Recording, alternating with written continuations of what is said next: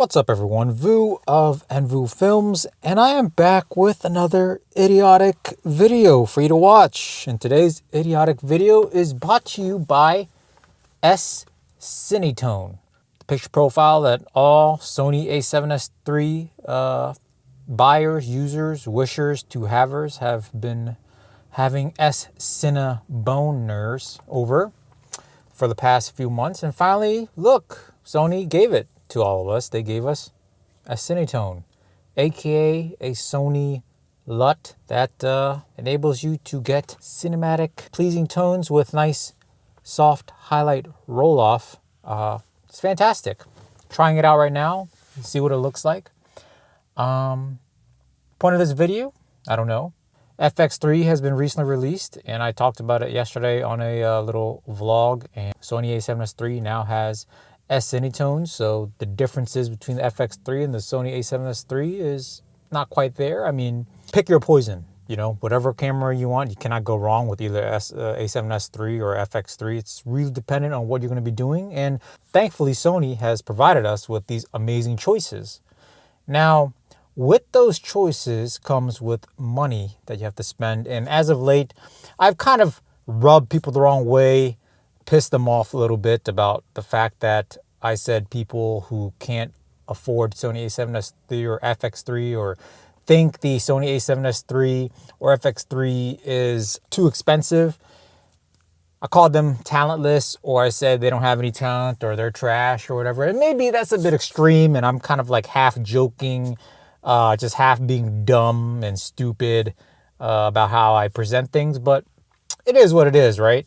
And to be quite honest, it comes from my own experience. You know, when I first started filmmaking, or when I first started getting into cameras, it was back in like 2013, 2014, I was looking for a camera to buy, and it was, you know, everyone was kind of using Canon 5D Mark II, Mark III, and I was looking into those, and I was like, dang, those cameras are kind of expensive. They're like $2 or $3 grand at the time, doing like 1080, 24p, 720, 60p. And then when I'm looking at the Sony Nex 6 at the time, which is they're one of their first APS-C mirrorless cameras that Sony released back in the day.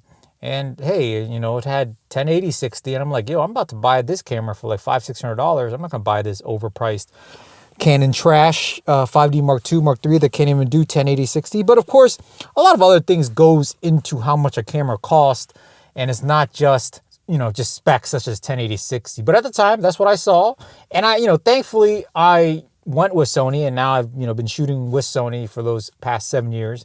And obviously the Canon 5D Mark II, Mark III is worth the $2,000-$3,000 now that I've grown and I completely understand what camera, you know, why cameras cost the way they do, what have you.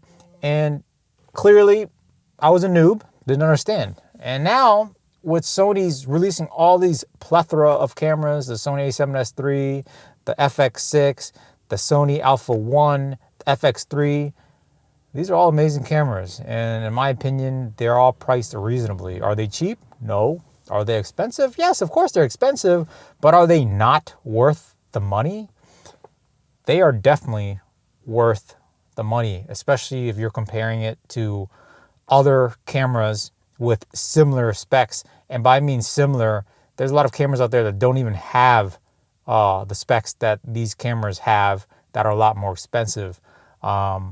And I'm not going to go through all of them. You know, you're talking about like 4K, 4K 120, 60, 10-bit, 422, raw externally, you know, 8K in the case of the Alpha 1 at like $6,500. A bunch of stuff that I could mention, and I could tell you that's worth the price. But there's a bunch of dudes that, you know, the reason why I seem harsh and I talk a lot of trash is because it's annoying. You know, when I saw the Sony a7S II back in the day, that's the camera I wanted, you know, full frame goodness, but it was like $2-3 grand, and I couldn't afford it. I mean, I never said it was too expensive. I never thought it was too expensive. In my mind, hey, I'm gonna just buy what I can and buy what I feel like is right for me, which is $500-$600 for Sony NX6, Sony Alpha 6000, and I'm gonna work and I'm gonna just try to build my craft, learn with these cameras that are cheaper, and as I get better, I'll charge more money for the work that I do. And when I charge more money for the work that I do, then I could afford these more expensive cameras and upgrade my gear as I go. And, same thing goes with gimbals. One of my first gimbals was like a DS1 Beholder. Some of you old schoolers may know what that is. That was like a $700-800 gimbal. Now you could buy like $300, $400, $500 gimbals that could do way better stabilization and have way better features than that gimbal. But that's just the cost back in the day. So now you're looking at these new cameras and you're like complaining to, that it's too expensive. And I tell you that, hey, if you want to, the cameras aren't too expensive, you just got to step up your game. I don't necessarily mean talent as in like the ability to create art. Like I'm sure, a lot of these people, if you give them the right camera, they could probably create art, but talent could be just the talent of your ability to like do stuff, go out and work, go out there and push yourself to get better, put in the extra work to make more money. So when you could afford these cameras that, could up your production value. Best example of someone with talent, Tom Brady. He doesn't have all of those physical skills like God-given speed and crazy just agility and just physicality, but the man worked. He worked to the point where he has 7 Super Bowl rings. For those of you familiar with football, American NFL football.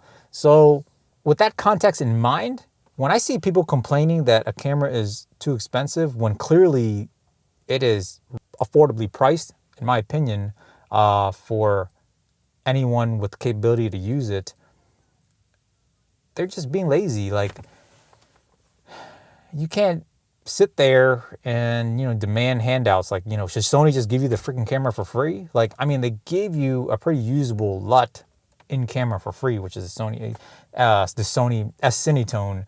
And all because you have S-Cinetone now, doesn't all of a sudden mean that you're going to create amazing content.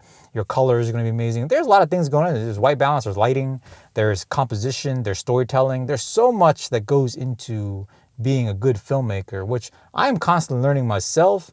And, this channel is pretty much a journey of that. And just me talking about gear, reviewing gear. And if you notice, I don't do too many like tutorials, like color grading tutorials, all that stuff, because I don't feel like I'm qualified to be showing you how to color grade and selling you LUTs and crap when it's something I'm still learning. I'm very much in the process of learning. I'm not afraid to admit that. But right now, like my skill level, whatever is good enough for me to get clients and get paid jobs, get a good salary paying job and provide for my family. And I'm very grateful for that. And I'm sorry if I tell you that, hey, you are trash for, not being able to, and I apologize if, you're offended or you don't like the fact that I call you or people trash, that they think this camera is too expensive and you can't afford it. But the fact is, if you want it, you can get it. You just got to work for it. And the cameras are not too expensive. They are rightly priced. Anything even close to what the A7S III is capable of, the FX3 is capable of, FX6, Alpha 1, anything that's capable of what those cameras are capable of doing in their niche are a lot more expensive. There's just and those are just facts. Like, there's no way around it. And sadly, the same dudes, man, I'm telling you, the same dudes that sit there and complain about why certain gear is so expensive, complain that it's too expensive, and, just crying about what they have and what they don't have, or what they can afford and what they can't afford, are the same dudes who probably, wonder why, like, start complaining when clients don't want to pay them, the fee they charge for their work. I get that all the time. Sometimes, hey, look, this gig is cost you $4,000, $5,000, and they say, well, that's not my budget, it's too expensive. Well, good luck to you. Hope you find someone that is within your budget. Same thing goes with cameras, guys. Like, you get what you pay for. If you want to pay $1,000, $2,000 for a camera, buy a $1,000 camera, buy a $2,000 camera. You're going to get what you pay for. If you want to buy a $3,500, $4,000 camera, $6,000 camera, buy it. You're going to get what you paid for. If a client wants to hire me for $4,000 or $5,000, I trust that they're going to get what they pay for. And if they think I'm too expensive, they will want to go for $1,000, $2,000 videographer for photographer. They're going to get what they pay for. So it is what it is. You know, you got to, my channel, my content, I'm very sarcastic. I joke around a lot, and I know it rubs a lot of people the wrong way. And hey, that it is what it is, but I just like to tell people the blunt truth. And, you know, when I say you're talentless or you don't have talent or you lack talent, it is not necessarily the fact that you don't have the ability to create the art. It's just your ability to actually get up and do work. Okay. You know, a lot of people have God-given talent, but not everyone are willing to work and put in that effort. You know, you could have all the talent in the world, but if you're not like building your website, if you're not able to sell yourself, if you're not out there actually creating work to put there on your portfolio for people to see, so you can land those jobs, you can land those gigs, you're nothing. Your talent is nothing, you know? So it is what it is. All right. So that is my opinion. FX3, Sony A7S III, greatly priced cameras. I think they're priced fine. You know, give or take a couple $100, not a big deal. S-Cinetone looks pretty nice on my monitor. I'll take a look at it more when I get back to my computer. But again, it's not like this end-all, be-all color or LUT. And if you're out there thinking that you just shoot S-Cinetone for like everything, you're going to be awesome, you're wrong, you know. Unfortunately, now with this, you know, I have a big feeling that everyone's going to be shooting S-Cinetone everywhere, and all I'm going to see is the same dang footage, looks exactly the same, but I hope not. Anyways, guys, till next time, line up.